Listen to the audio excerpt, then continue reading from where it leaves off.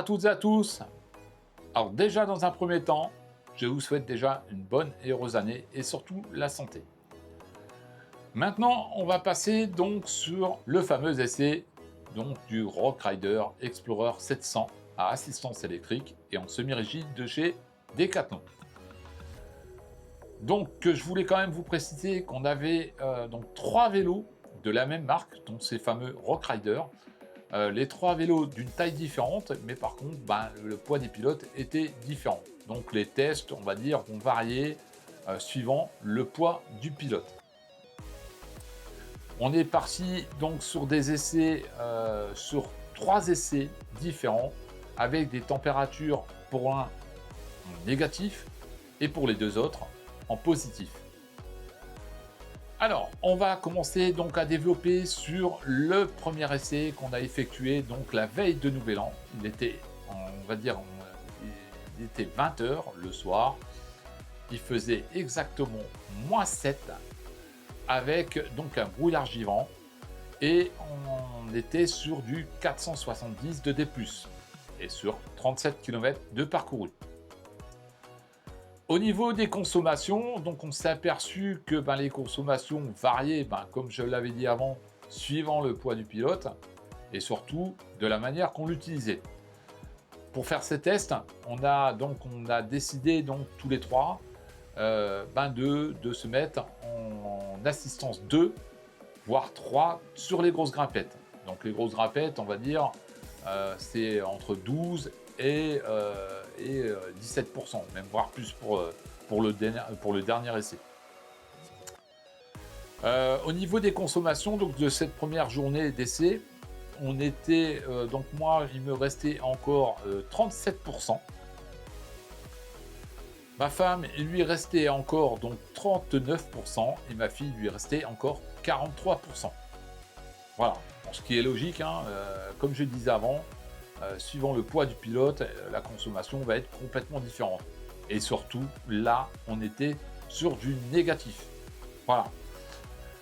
Le deuxième essai, donc on est parti sur un kilométrage de 34 km.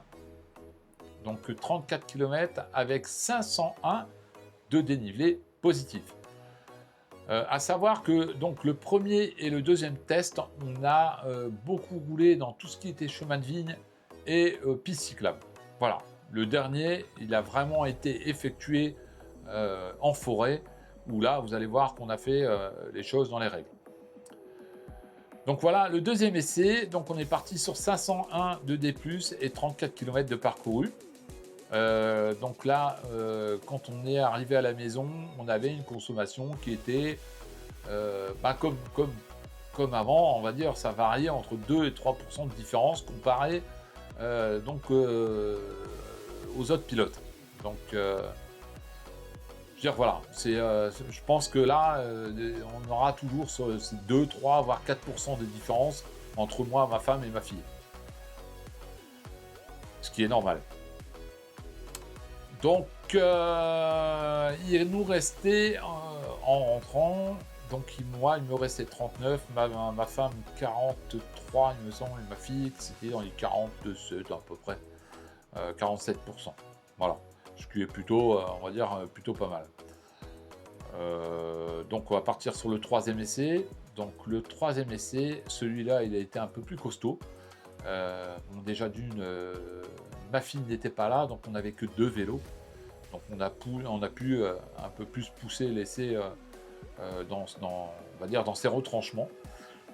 On est parti donc sur une balade de 31 km avec 770 de D+. Tout en sachant que là, cet essai a été effectué chemin de vigne, chemin de VTT, forêt et monotrace en forêt. La consommation, on a été sur une consommation, on va dire, quasi normale. Il me restait encore 39% et ma femme 42%.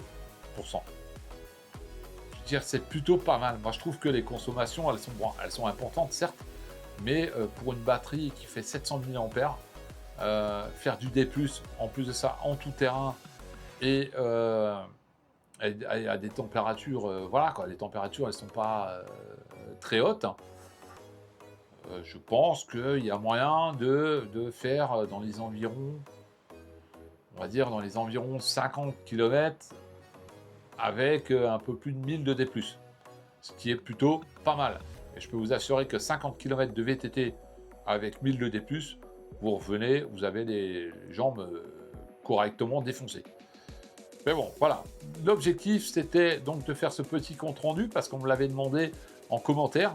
Donc j'espère que j'ai pu donc répondre à la question que ce fameux monsieur se posait sur ces fameux vélos.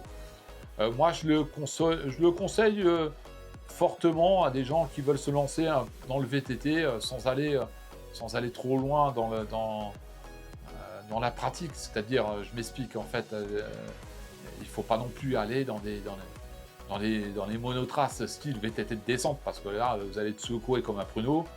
Mais déjà, dans des petits chemins, je pense qu'il y a moyen de s'amuser, il y a moyen de faire pas mal de bonnes petites balades, et surtout de faire du sport. Voilà.